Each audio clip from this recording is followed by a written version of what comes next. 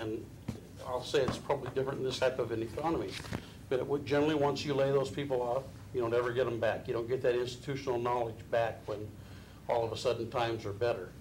And even if you do, it's not current. Yeah, that's true, but at least it's better than starting at ground zero with someone that's coming in the door.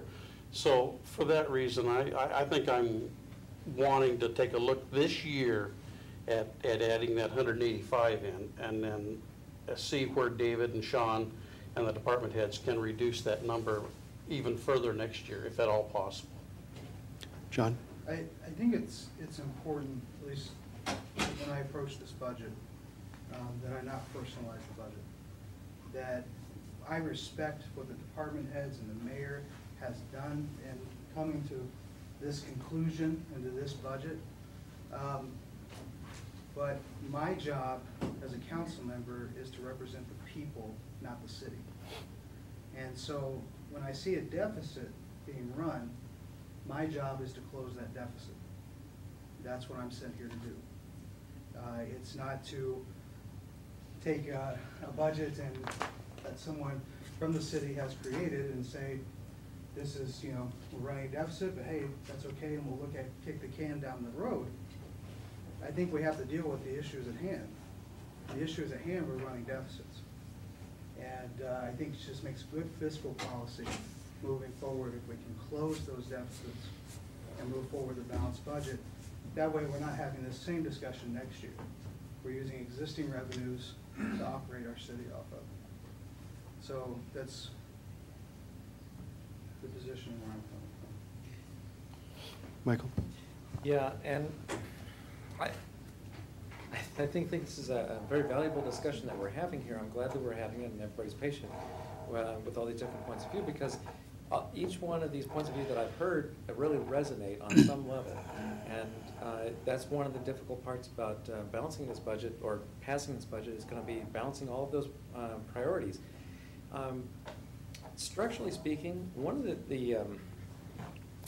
the things that I think is going to be backing up Rod's and Paul's position more than yours, John, may be the fact that we have a target reserve amount. And so statutorily speaking, or policy, I think it's policy level. Policy level speaking, we have a target for our reserves, and anything that's above that target is, well, I mean, that's probably what can absorb some of the ups and downs year by year. And I think if we oversimplify what those deficits are for 12 and 13, it can make it appear to be something that it's not. If I understand correctly from what Mr. Lewis was telling us about what those deficits are, those are just built-in structural deficits from increased insurance and health benefits. I think that was the main reason for it. Was that correct? Do you remember? It's cost drivers that are based on assumptions. So there were health insurance cost increase drivers. There were wage increase pressures tied to anticipated CPI, costs of materials and services, and then anything that we do.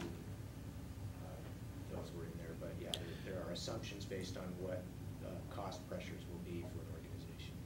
Right, and so I think some of those increases in deficits that we're looking at for 12 and 13 aren't really apples to oranges. I mean, are sort of apples to oranges in comparison to what we're talking about for the 185. I would really like to see that be zero this year, and I think we can do that. I think we can find a way of doing that without firing people, which, like Paul mentioned, would be kind of expensive. But at the same time, when we look forward for 12 and 13 for those deficits, yeah, I don't know what we're going to be doing with that, whether that means we are going to have to redefine what level of service is appropriate for our city because of what we can fund with the revenues that come in, or whether it means we force people to pay more money in order to fund, you know, this existing level of service. But yeah, I think it's wise for us to think about what those different numbers really mean in the future. Jennifer, you've been mighty quiet. I know.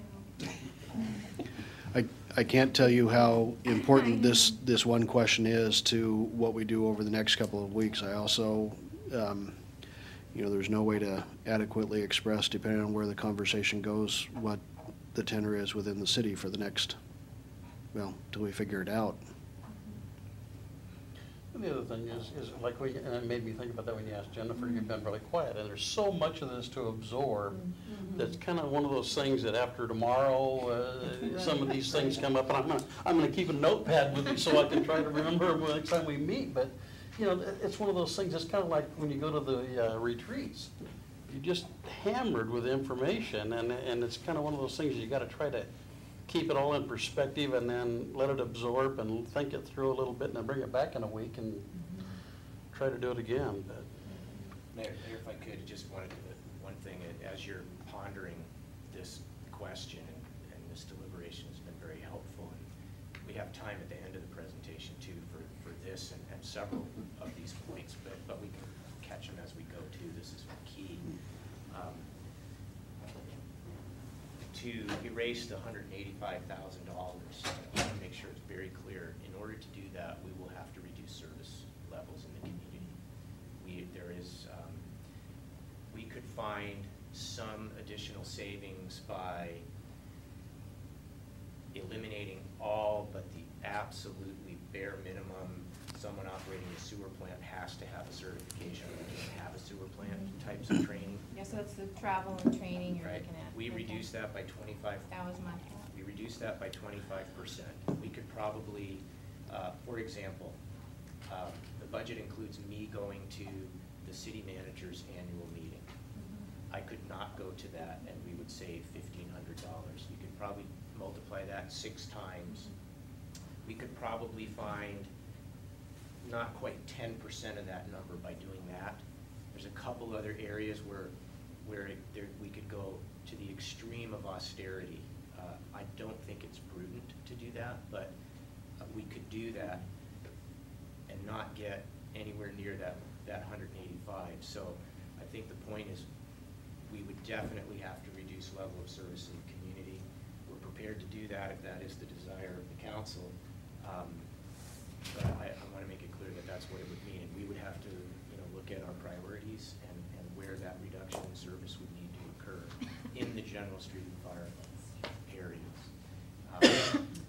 I think that the number that we're looking at is 2 or 3 positions in the general street and fire funds. Just to throw this out, what,